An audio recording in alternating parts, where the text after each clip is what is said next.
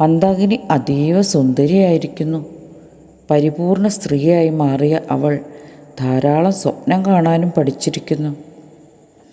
അവളുടെ സ്വപ്നത്തിലെ രാജകുമാരൻ എല്ലാം തികഞ്ഞ ശങ്കരൻ തന്നെ.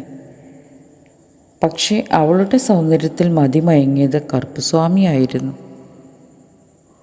എങ്കിലും ശങ്കരൻ്റെ പേശിബലം അയാളെ അതിൽ നിന്നും പിന്തിരിപ്പിച്ചു. എങ്ങാനും തിരിഞ്ഞുകൊത്തിയാലോ എന്ന ഭയം അയാളിൽ ഒരു പ്രതികാരദാഹിയായ കൊലയാളിക്ക് ആക്കം കൂട്ടുന്നുവോ എന്നൊരു സംശയം മന്ദാകിനിക്ക് തോന്നാതിരുന്നില്ല. തൻ്റെ ശങ്കരേട്ടൻ്റെ കാര്യത്തിൽ കായബലത്തിൽ അദ്ദേഹം മുൻപന്തിയിലാണെന്ന് അവൾക്കറിയാം.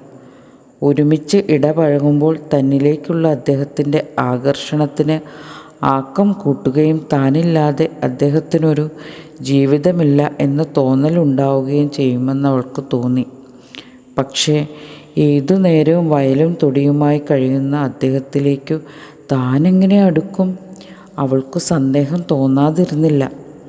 തന്നിലെ ദാഹാർത്തയായ പത്നിയെ അദ്ദേഹം മനസ്സിലാക്കുന്നില്ല. അതിനിടയിലായിരുന്നു പുതിയൊരരക്കളിൻ്റെ ആഗമനം.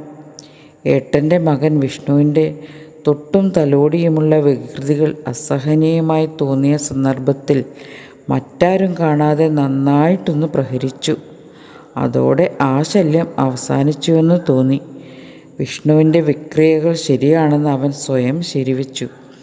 മരങ്ങോടനായ ചെറിയച്ഛന് ഇത്രയും സുന്ദരിയും ചെറുപ്പവുമുള്ള വധു എന്തിന്? പേരിന് മാത്രമൊരു ഭർത്താവായിക്കൊള്ളട്ടെ. അവരെ തൻ്റെ ചൊൽപ്പടിക്ക് കൊണ്ടുവരുന്നതിനുള്ള ചിട്ടവട്ടങ്ങൾ അവൻ മെനഞ്ഞു. മേൽപ്പാടൻ ആനന്ദൻ മരണപ്പെട്ടതായിട്ടുള്ള വാർത്ത ചിറ്റയിടത്തുമെത്തി.